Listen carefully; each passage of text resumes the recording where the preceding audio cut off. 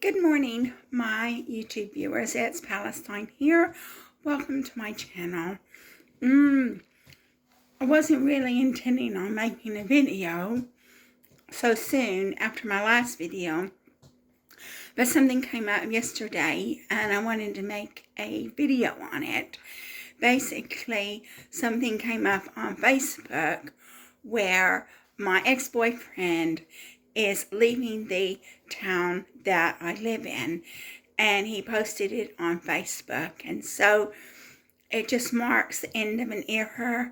I haven't seen him. I've only seen him sporadically in the last 19 years, but I'm probably never going to see him again because he's leaving Redding. And so basically, I wanted to talk about this. I wanted to talk about how I met him and what happened in our relationship that caused it to end and his leaving. And so basically what happened was I met him when I was 38. So that would be 27 years ago. And I met him at a science fiction club. I went with somebody to a science fiction club, and I had to actually ask this person to bring me because I was leaving my second marriage, and my second husband had an addiction that I can't say on YouTube because, somebody might complain, but he had an addiction, and it was of a sexual nature. And so he actually had been picked up by the police. The police gave him a caution. They didn't charge him because they said that if they charged him, it would be all over the papers.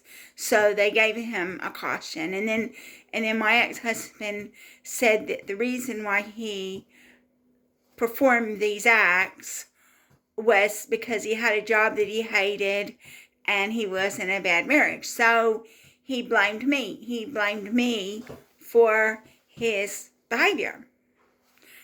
Just saying it was because of me. So, so he threw it back onto me, this illegal activity of a sexual nature that he was committing was my fault. And so, I was in a bad marriage too, but I didn't do the things that he did. And the simple fact of the matter is that he did those things before he met me. And maybe when he met me, they got worse. But he was really abnormal.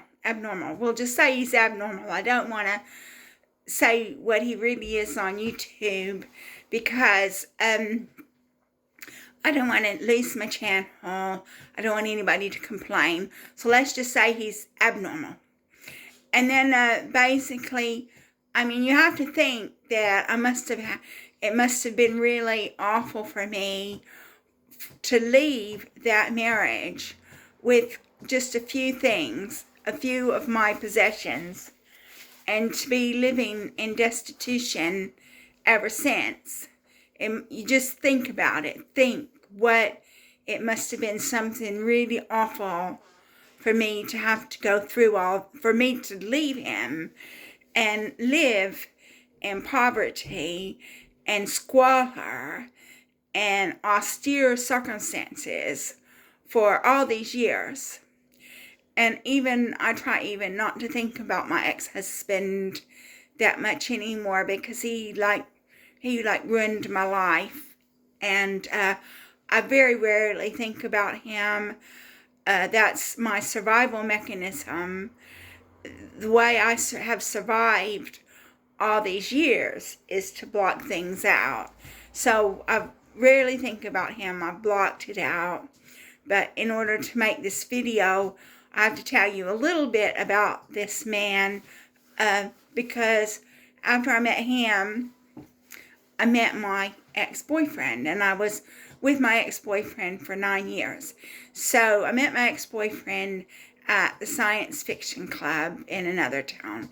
And obviously I was desperate. You know. And I thought that how I could get out of my bad situation was to get in another relationship. That's what I thought. I thought, well, get another relationship. Because I was single, all on my own. I was being exploited and abused by people, by landlords. And that's one of the reasons why I live where I live, because I was exploited and abused by people that I was living with. And that's why I stay where I stay now, even though it's not an ideal living situation.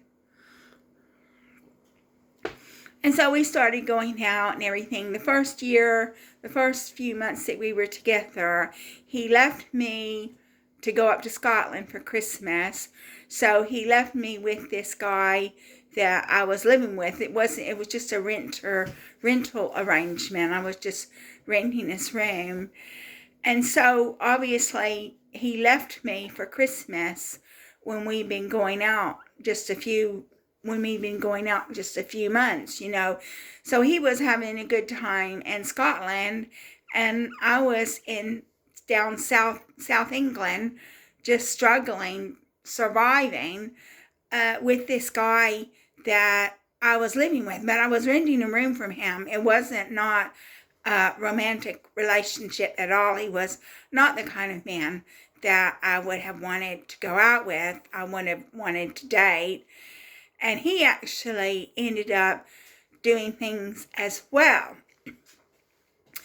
And then so basically I was living in this place, and this guy that I was living with, and I was renting a room, it wasn't romantic. He smoked. I think he smoked. I think he did. I know he took drugs. And I know he smoked. And he ended up, because I didn't have a lock on my door, and he ended up going into my room in the middle of the night and doing things. And I don't really recall a lot of the things that he did. And the reason why is because I would sleep through the night. When he went into the room and did things, I would sleep through the night. And I believe because this man used recreational drugs for himself, I do believe that he drugged me. And so that caused a problem in our relationship. I'm not going to say all of the things that this guy I was living with did, because, you know, I don't want to lose my channel. I don't want anybody to complain about me.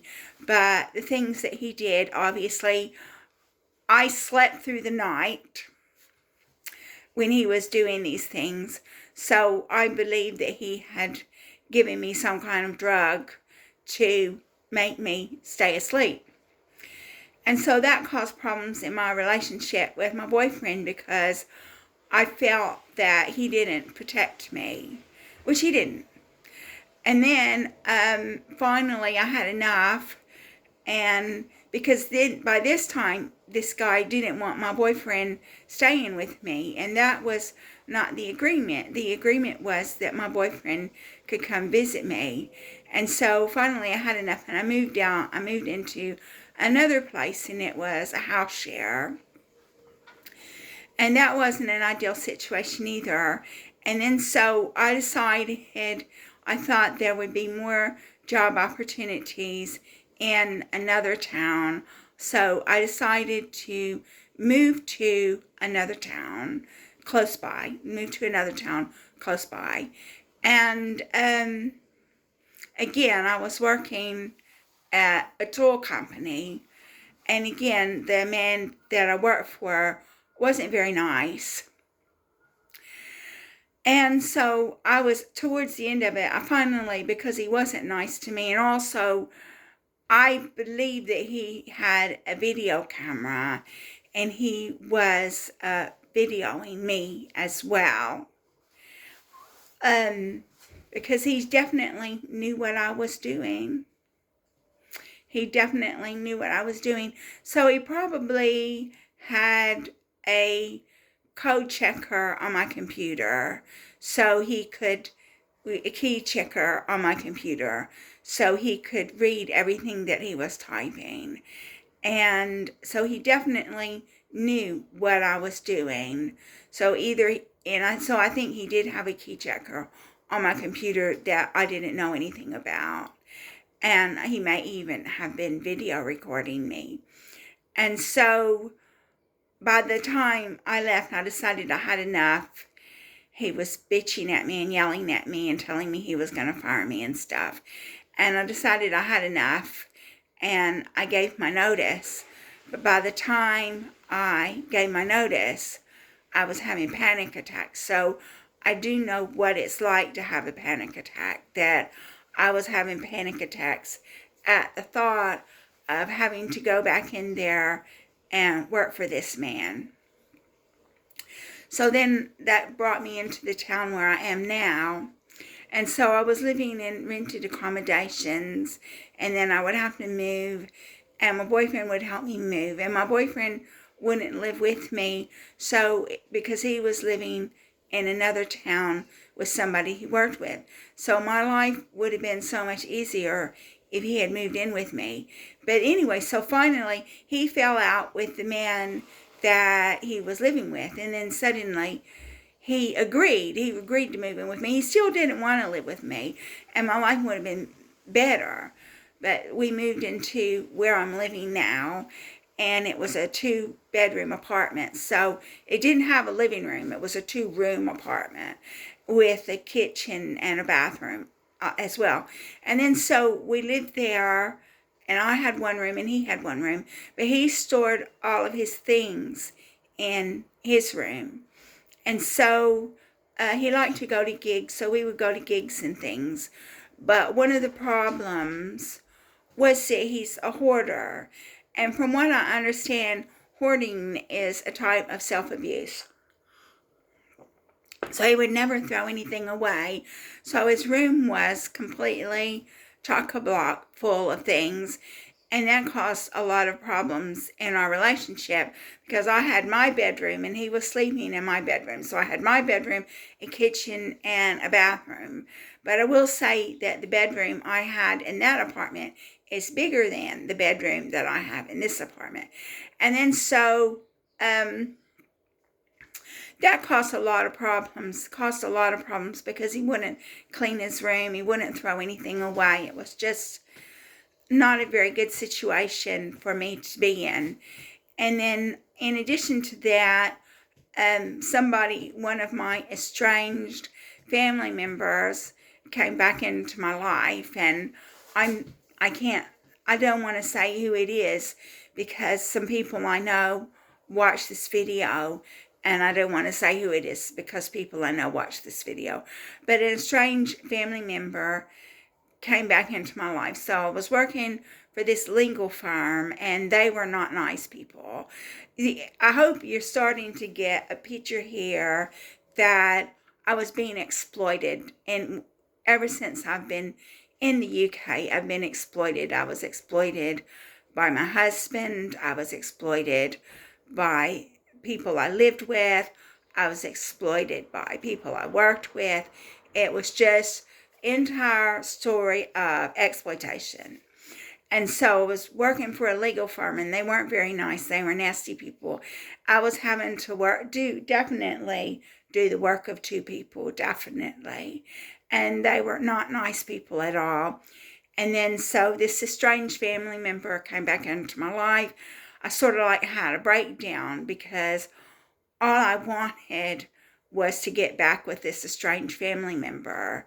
But they were just interested in money. They just contacted me just because they wanted to get money out of me. And he did get money out of me, but I shouldn't have given him the money. I should not have given him money, because he contacted other people in my family asking for money too. And I should not have given him the money, because he never even said thank you. He never even said thank you. I gave him my savings, and he never even said thank you. So that just tells you what kind of a person he is. And then, so basically, I was at a breaking point, and this legal firm, the people were really nasty. So I had to give my notice because I couldn't be in that situation any longer. I could not work with these nasty people and deal with this estranged family member any longer. So I gave my notice, and then so I started working again. And this estranged family member, combined with the fact that my boyfriend wouldn't throw anything away, put a lot of pressure on my relationship. So, basically that sort of like spelled the beginning of the end. And then so I had to, because I'd given up my job, because I was having a breakdown, and couldn't stay in that job and deal with this family member anymore. And so basically, that was sort of like my relationship with my ex-boyfriend sort of like crumbled, because he wasn't very sympathetic. He wasn't very sympathetic of the demands that were being made on me and my job. He wasn't very sympathetic to the situation with my family. And he actually even told his sister, who didn't like me, some personal things about me. And obviously that made my relationship with them worse. So his family didn't like me. And he would come and tell me all the things that people said about me. Like, there's this musician called John Young, and that's not his real name, that's just his stage name. Well, my boyfriend befriended him, and this guy didn't like me, and he told my boyfriend he didn't know why he put up with me. And then my boyfriend came and told me what this guy said, and I'm thinking, well, why would he say that?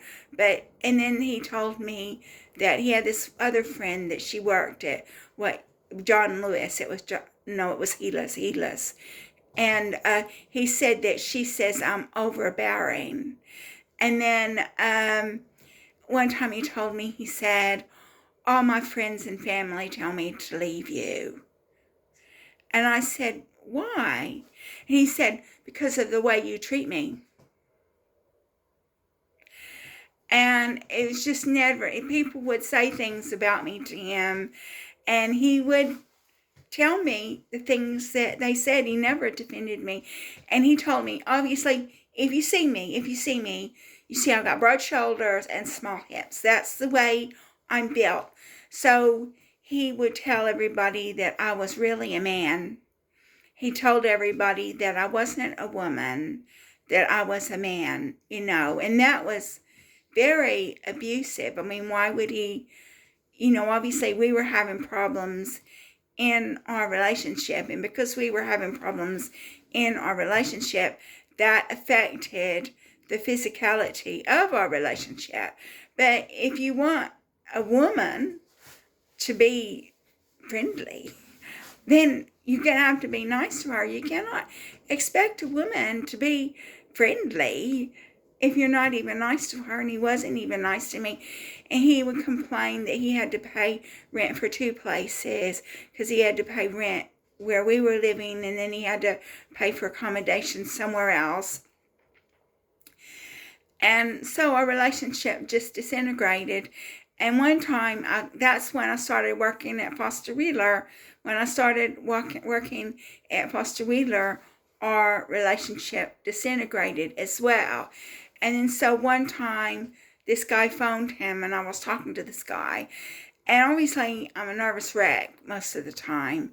And I was talking to this guy, and I was rattling on. And then my boyfriend went and got on the phone. He goes, I am so sorry. I am so sorry. My boyfriend was always putting me down. He was always putting me down. He was criticizing me. He was saying nasty things to me. And I just had it. It was the day after his birthday or something like that. And when he did that, I just blew it. And I just lost my temper. And that's when I decided I was going to leave him, because I was having panic attacks at home. And that's when I decided I wanted to leave him, because he was disrespecting me in front of his friends. And he had been disrespecting me in front of his friends and family for a really long time. So I'm just so happened where I'm living now became available. And so I moved into that. And then he moved into another flat in the same complex. And I had to help him move. And I could have busted my back helping him move this safe that he didn't have the key to. He didn't know what was in it. He didn't have the key to it. But I very nearly busted my back. But I helped him move. And we were still seeing each other even after I helped him move.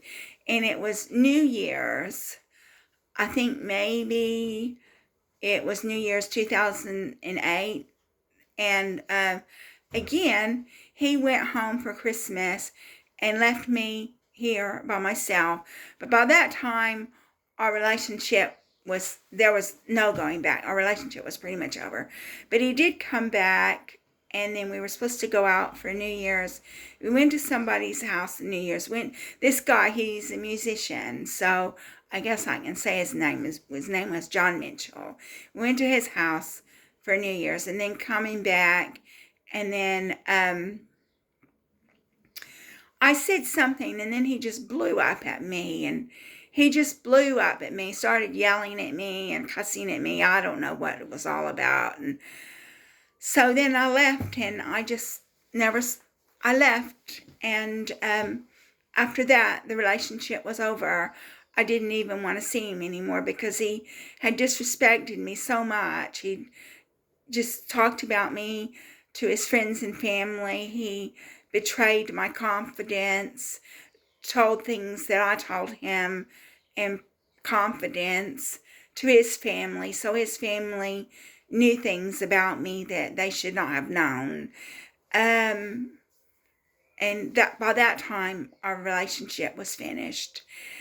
And so that was the end of our relationship, but I still saw him sometimes. And then he started going out with this girl. I don't even remember what her name is. But he started going out with this girl. I don't remember what her name is. Not that it matters, because I wouldn't be able to say it on YouTube anyway.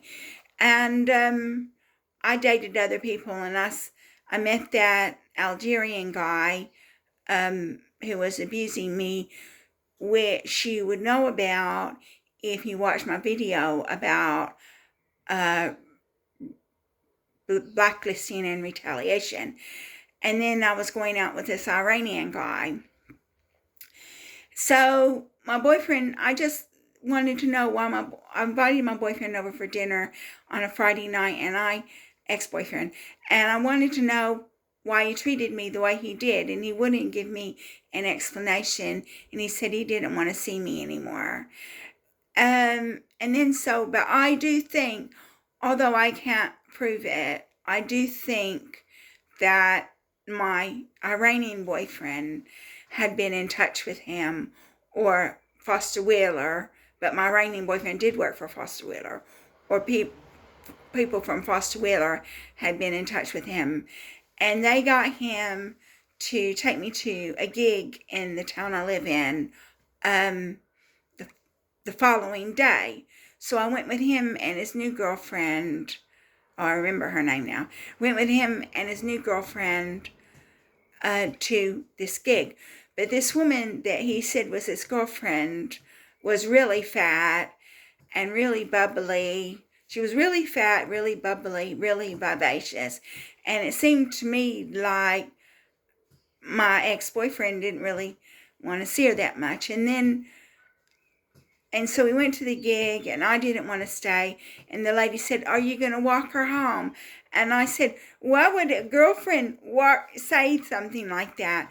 And I said, "No." I said, "I can make it home myself, don't worry." And I didn't see him again. He didn't invite me to any more gigs, which he goes to gigs in this town all the time. He lived in this town. So he could have invited me to more gigs, but he didn't. And then when I saw his girlfriend later, she didn't look anything like the woman that he She didn't look anything like the woman that he had been with that night. So I think that my former employer, Foster Wheeler, and the sick people that worked at Foster Wheeler, and my ex-boyfriend, or what that group of people, that they got in touch with my ex-boyfriend, and they got him to invite me out, but never see me again. And so that's pretty much basically what happened. You know, he invited me out that one time. This woman that claimed to be his girlfriend was really bubbly and everything, and said, "Are you going to walk her home?" And I said, "No, I can make it home myself." And I never saw him again. She looked nothing like when I saw her again on the street. I actually had the money then, I don't now, and I bought them a drink at Starbucks. I bought them a coffee at Starbucks. She looked nothing like that woman. She didn't have the mannerisms of that woman. She didn't have the personality of that woman. So I think that that woman was an actress, or someone from the group that they knew who was willing to go along with the ruse. And so I think that, like, my ex-boyfriend was one of the first people to come back into my life. And if you watch the video about betrayal and blacklisting and retaliation, then you will know a little bit more about what happened there. So I never saw my ex-boyfriend socially again after that. I'd seen him a few times, and I'd say hello to him, and then I invited him up to my flat for coffee, but I didn't really feel comfortable around him after that relationship and after the way he treated me in the relationship. But he told everybody that I was bad to him. He told everybody that I treated him bad. And another thing that he, in addition to telling everybody that I was a man, another thing that he did was there was this lady that had the hots for him. Again, I can't say her name. She and my boyfriend called me the Wicked Witch of the West, because I knew she had the hots for him, and I knew it, and I didn't like it. And so they would call me the Wicked Witch of the West, and he would come and tell me that they were calling me the Wicked Witch of the West. So after all that, even when I invited my ex-boyfriend, over for a tea or a coffee or whatever, even after that, I didn't feel comfortable with him. I didn't want to be with him. He said I treated him badly, but I didn't. He is the one that treated me badly. Now, maybe he wasn't sexual abhorrent like my second ex-husband. And maybe he wasn't beating me up like my first ex-husband. But he still wasn't good to me, and his family weren't good to me, and his family didn't like me. Family didn't want us to be together. And so he's been living here in this apartment complex in another apartment for 19 years. And I haven't seen him because he was working in another town. He worked for the Met Office, and he working on this aircraft like FAM, and they had moved to close to Milton Keynes, close to Bedford, and he was commuting from there every week. And so he blamed me because he had to pay rent in two places, but that wasn't my fault, wasn't anything to do with me. And then at one time he wanted me, we were talking about moving to Bedford or Milton Keynes, and he said that I would have to pay half of all the bills. I didn't make enough money to pay half of all the bills. He was the one that had the stable job. He was the one with the stable income. But he was telling me that if we got a place, it had to have a garage so he could park his car, and I had to pay half of all the bills. And I couldn't pay half of all the bills. What kind of relationship was that, making me pay half of all the bills when, I couldn't do it. I didn't even drive, And so he's been living in this apartment complex, commuting for 19 years in another apartment. And I've known about it, but I didn't really, he was with another woman, and I've had other boyfriends, and I didn't really want to rekindle the relationship or the friendship because the way he treated me, and I didn't feel comfortable around him. And so yesterday I got a message on Facebook that he has left the town we live in. He's turned in the keys. I mean, I don't know how he moved. I mean, he had so much stuff. He never threw anything away. And he had so much stuff. So basically, when he left the Met Office, because the Met Office was doing away with his fam, he got a job he took redundancy, and he got a job somewhere else. And then apparently this job that he got somewhere else, he took voluntary redundancy because that's being phased out. I don't know what's happening. It's to do with weather because he'd worked for the Met Office, and then this new job that he got was with the Met Office, and it was to do with the weather. And so these airplanes and everything are being phased out. And he had posted on Facebook these aircraft and everything like that. But you know, he never really messaged me or anything like that. And when I was being harassed at my, by the church and my neighbors and everybody else, I wrote him and his family a letter, and they never replied. They never responded to me. And,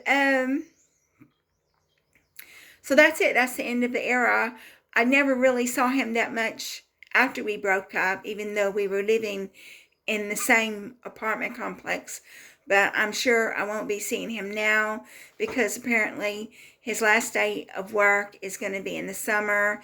Apparently he has moved out of the apartment in the apartment complex that I'm living in. I don't know where he's living. I know that he's going to be going back up to Scotland. I'm assuming that he's going to be staying in the house that his family had, but I don't know. Obviously, he hasn't discussed his personal life with me. The only thing I know is what he puts on Facebook. And what he puts on Facebook is the gigs that he goes to, the tapes that he makes, and most recently, he's left Reading. And I don't know if his girlfriend is going to be going with him or not. I know she's on disability, so if she goes with him, there might be problems with her disability, but that's nothing to do with me. And so I just felt that I wanted to make this video because he put it on Facebook that he was leaving Reading, and I thought, well, that will be the absolute last time that I ever will see him, because especially if he's moving back up to Scotland, I definitely won't see him anymore. And so it's the end of the era, and he's moved on with his life. It just makes me wonder, because he was moving back to Scotland, would he have taken me? Would he have taken me to Scotland, or would he have left me here in England? Who knows? Who knows? So I guess we weren't meant to be, and he didn't treat me well. Although he says that I didn't treat him well. I didn't mistreat him. I didn't mistreat him at all. So that's it for this video. Thank you so much for watching my video. If you like my video, please like and subscribe. And thank you for taking an interest in my life, as pathetic as it may be.